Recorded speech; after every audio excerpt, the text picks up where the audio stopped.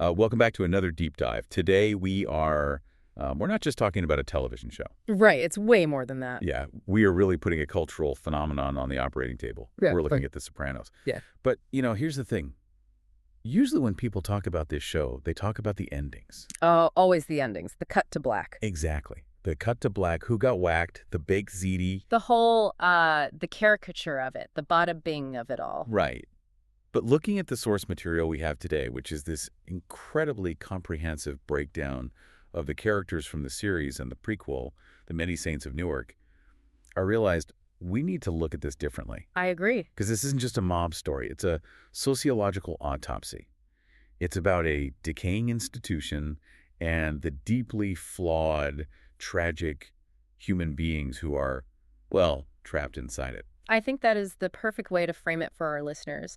If you look at the dossier we have, it's not just a list of crimes or a rap sheet. No, not at all. It's a map of trauma. It's really about the impossibility of change. You have this family, both the biological one and the crime family, that claims to offer protection, loyalty, and honor. Right. But when you actually strip away the mythology, which is what we're going to do for you today, what are you left with? You're left with a meat grinder. A meat grinder that eats its own children. And that's really the core theme here, generational damage.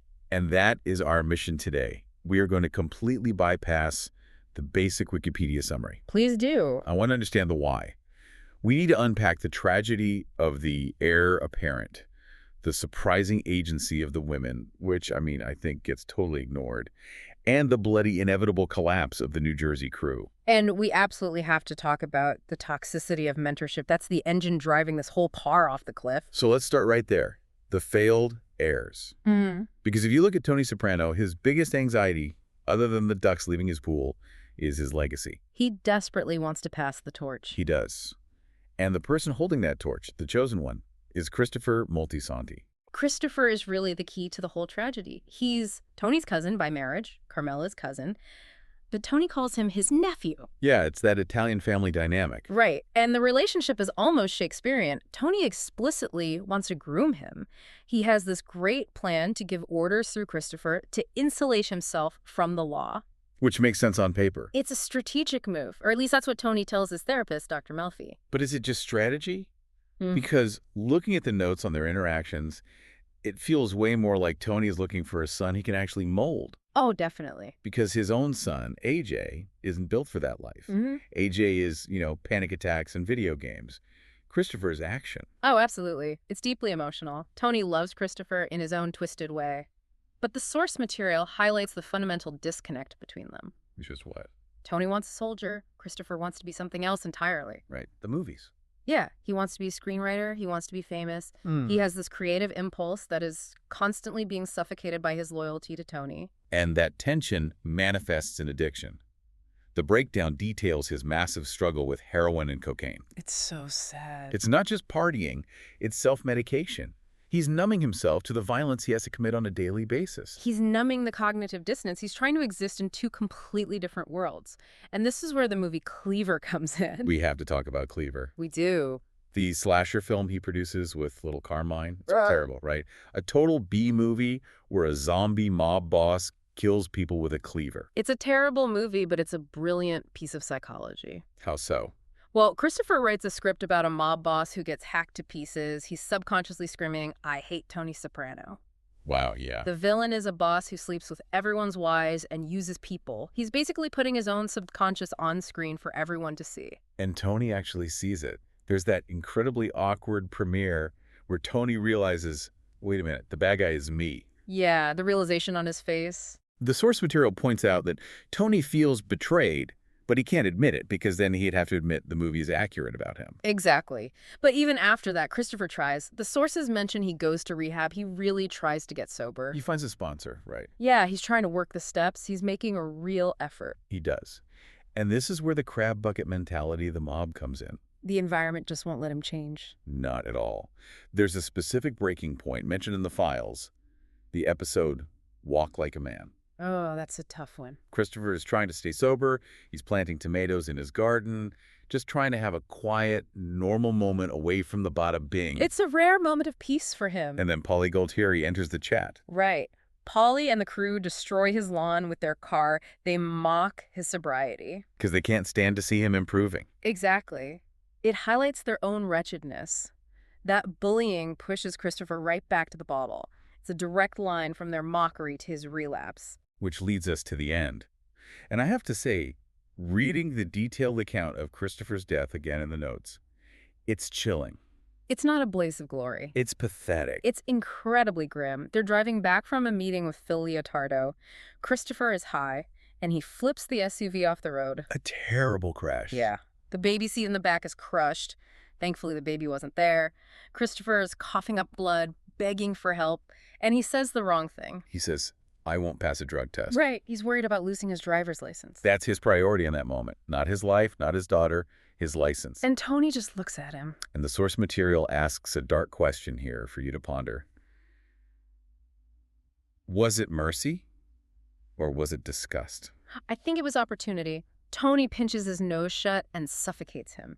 He kills the very future he spent 6 seasons trying to build. It's unbelievable. And the scariest part, Tony feels relief. He goes to Vegas afterwards and has a great time. He feels completely unburdened. That's the sociopathy on full display. He's free of the burden of Christopher.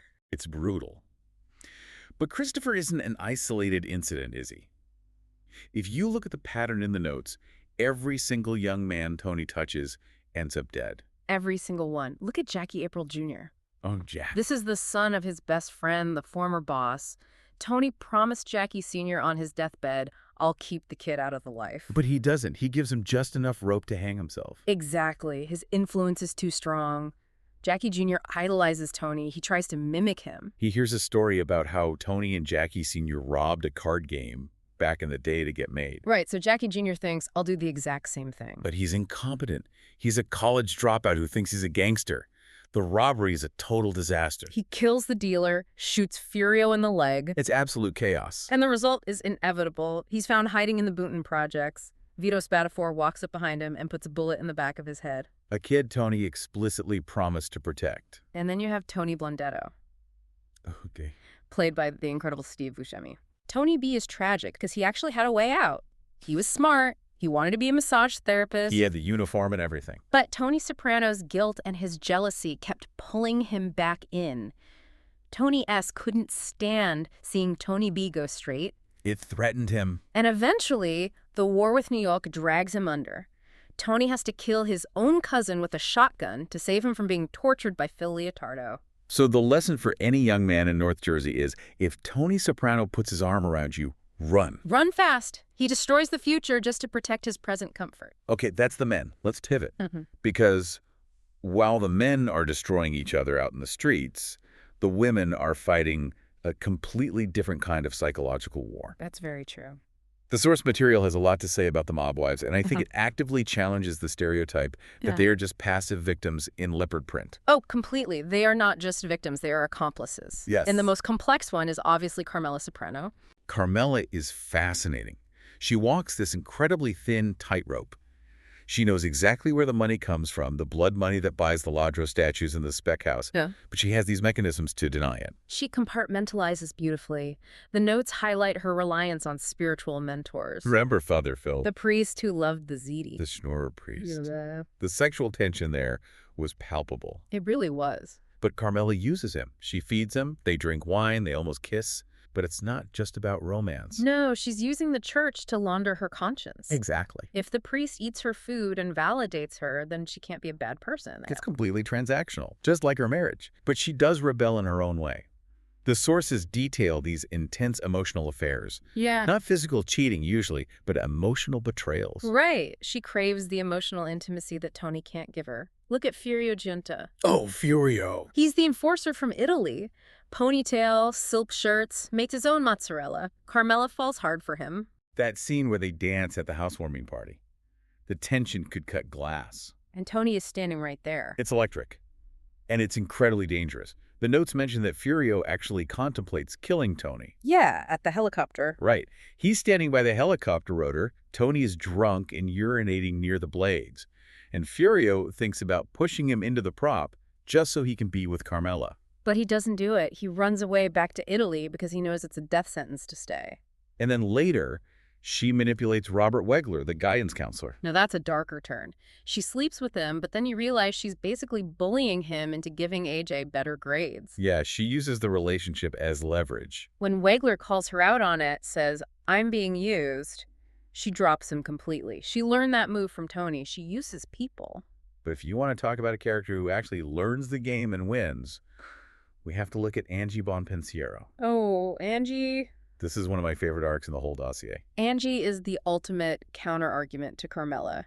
She starts as Pussy's miserable wife. Very miserable. She's depressed, he treats her like garbage, but after Pussy has disappeared, she doesn't crumble, she evolves. She takes over his auto body shop, and not only does she run it, she turns it into a legitimate, well, semi-legitimate powerhouse. She becomes a real earner, she's putting money on the street, she's buying her own Corvette with her own money. I love that detail. There is this specific aha moment the source describes. Carmela goes to the body shop, fully expecting to pity Angie. She wants to play the benevolent Lady Bountiful. Exactly.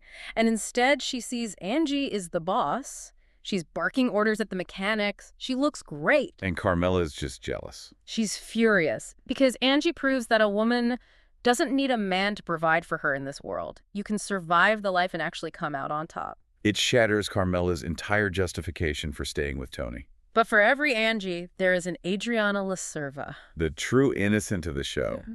Her story is just heartbreaking. She's not malicious. She just loves Christopher. But she gets caught in the gears. She really does. The source details how the FBI targets her because she's the weak link. Agent Deborah Cicerone goes undercover as her new best friend, Danielle. It's a violation of trust on every possible level. Adriana is squeezed so tight, she's terrified of prison, but she's even more terrified of Tony. She lives in a state of constant panic for 2 seasons. She's developing ulcerative colitis from the sheer stress. And when she finally confesses to Christopher, thinking that maybe, just maybe, they love each other enough to run away and start over, what does he do? He chooses the family, with a capital F, over his family. He almost kills her right there in the apartment, but then he goes to Tony. And the betrayal is absolute. They sell her a lie. They tell her Christopher tried to kill himself and she needs to go see him at the hospital. And Silvio picks her up. Silvio picks her up. Yeah. And that drive into the woods. The realization on her face when Silvio turns off the paved road onto the dirt track. She knows. She knows right then. She's crawling away on her hands and knees. It's one of the hardest things to read about or watch. And it proves that in this world, love is completely secondary to the code. And the irony, of course, is that the code itself is a total myth. Right. That brings us to the internal rot of the DiMeo family. They kill Adriana for being a rat, but half the organization is already talking to the feds. Let's talk about that, the rat trauma. It really starts with Big Pussy. Salvatore Bonpensiero, Tony's absolute best friend. He was an informant for years, since 95 or 98. He was running a wire at AJ's confirmation. Tony is in denial for so long because he genuinely loves Pussy. He even has that fever dream where Pussy appears as a talking fish on a display counter. $4 a pound. Exactly. His subconscious is screaming at him he's sleeping with the fishes. But when they finally find the wire hidden in the cigar box, the execution it's just intimate. It's not a hit. It's a heartbreak. Tony, Silvio, and Paulie take him out on the boat. They share a tequila. Pussy knows exactly what's coming. He asks if he can sit down because his heart is pounding. And then they shoot him and dump him in the ocean. No burial. Just gone. But the betrayal just keeps happening. Look at the crisis of identity with Vito Spatafore. This is a major storyline in the later seasons. Vito is a top earner, a quintessential tough guy. But he's living a complete double life as a gay man. When he gets caught, he flees to New Hampshire. And for a minute, you get this beautiful glimpse of an alternate reality. He meets Johnny Cakes. The volunteer fireman who's making pancakes. It's peaceful. But he can't hack it. The source notes his inability to handle the quiet civilian life. He's looking at his watch, waiting for the day to end. He misses the action. He misses the hustle. So he chooses to go back to Jersey thinking he can just buy his way back in. Which is a fatal miscalculation. He thinks money solves everything. He offers Tony a huge cut. And Tony's actually considering it. Because he's greedy enough to overlook the honor code. But Phil Leotardo isn't. Phil Leotardo, the dark shadow hanging over the end of the series. Phil is Vito's wife's cousin. He takes Vito's sexuality as a deeply personal insult to his family honor. He hunts Vito down in a motel room. And it's a hate crime. It's absolutely brutal. Phil watches while his men beat Vito to death. And that brutality really sets the stage for the final act. We have to talk about the war. The New York versus New Jersey conflict. This is the endgame for everyone. Throughout the history we have, New York, the Lupertazzi family, is the big brother. They have more men, more money, more power. Jersey is just a glorified crew in their eyes. And when the old boss, Carmine Sr., dies, the leash snaps entirely. You get this massive power vacuum. First, you have Johnny Sack, who was always the pragmatist. He was a reasonable one for years. But power corrupts him, or maybe the sheer pressure just breaks him. He becomes completely paranoid. He creates chaos over personal slights. Remember the joke Ralphie made about Johnny's wife? The weight joke. Yeah, she had a 95-pound mole on her. Well, you know, Johnny was ready to sanction a hit on a top-earning captain over a cruel joke. It just shows how incredibly fragile their egos are. But Johnny Sack's end is honestly just sad. He finally gets the crown, and the feds kick down his door immediately. He dies of cancer in a prison hospital. Watching his family's assets get seized by the government, he dies totally powerless. Which leaves the door wide open for the ultimate antagonist, Phil Leotardo. Phil is pure bitterness. He did 20 years in prison for the can, as he calls it. He reminds everyone constantly. I did 20 years! He feels the world owes him. And he has a legitimate grievance. Tony's cousin, Tony B., killed his brother Billy. That animal blundetto. Phil won't even say his name out loud. Right. Phil doesn't care about the business anymore. He wants blood. He orders the decapitation of the Jersey leadership. This is where the story gets incredibly dark. Bobby Bacala, the sweetest guy in the entire organization, the one who never wanted to hurt anyone, is shot to death while buying a vintage toy train. Silvio is gunned down outside the Bada Bing and left in a coma. Tony is sleeping on a mattress in a safe house, clutching an assault rifle to his chest. The entire structure has collapsed. But Phil overplays his hand. He's so toxic that even his own people turn on him. Butch DiConcini, the New York underboss, realizes Phil is just bad for business. He sits down with Tony in that freezing warehouse. And basically says, do what you gotta do. We won't stop you. And the detail of Phil's death, it's not cinematic. It's grotesque. It's fittingly undignified. He's at a gas station. Walden Belfiore, a minor soldier from Jersey, shoots him. And then the final indignity. His wife is in the car, hysterical. She forgets to put the SUV in park. The car rolls forward and crushes Phil's head. The big bad boss, flattened by his own gas-guzzling SUV right in front of his grandkids. There's no glory there whatsoever. None. It completely underlines the total lack of romance in this life. So what does this all mean for you listening? We've looked at the failed sons, the complicit wives, the rats, the wars. When you step back and look at the source material as a whole, what is the final verdict? We are left with a picture of total desolation. The source material paints a world where loyalty is a fairy tale. It doesn't exist. Family isn't a safety net. It's the most dangerous thing you can be a part of. The organization eats its own. I mean, look at the scoreboard at the end. The DiMeo family is a graveyard. Silvio is a vegetable. Christopher is dead. Bobby is dead. Pussy is dead. Tony is sitting in that diner, and even if he doesn't die in that exact moment, Carlo Gervasi is actively testifying against him. He's going to prison for the rest of his life. He's the king of nothing. He won the war, but there are no spoils. Just silence. It really makes you think about who the actual winner was in all of this. And I have a final thought on that, based on the notes. Something for everyone to mull over. Let's hear it. We made fun of little Carmine earlier, the guy who made the slasher movie. Everyone in the show mocked him. Tony called him Brainless the Second. Yeah. He messed up his sayings. He was goofy. Sure, the court jester. But look at where he is at the end. He's alive. He's alive. He stepped completely out of the race for boss. He said, I don't want it. He's living in a big house in Miami. He has his wife, his kids, his health. He realized that the title, the power, the respect, it wasn't worth the price of admission. That is a profound point to end on. In a world of tough guys who all ended up dead or in a cage, the fool was the only one smart enough to realize the only winning move is not to play. Yeah, he broke the cycle. Yeah. The only one who actually escaped. Something to think about the next time you hear Don't Stop Believin'. That's all the time we have for this deep dive into The Sopranos. Thanks for listening. Thanks for having me.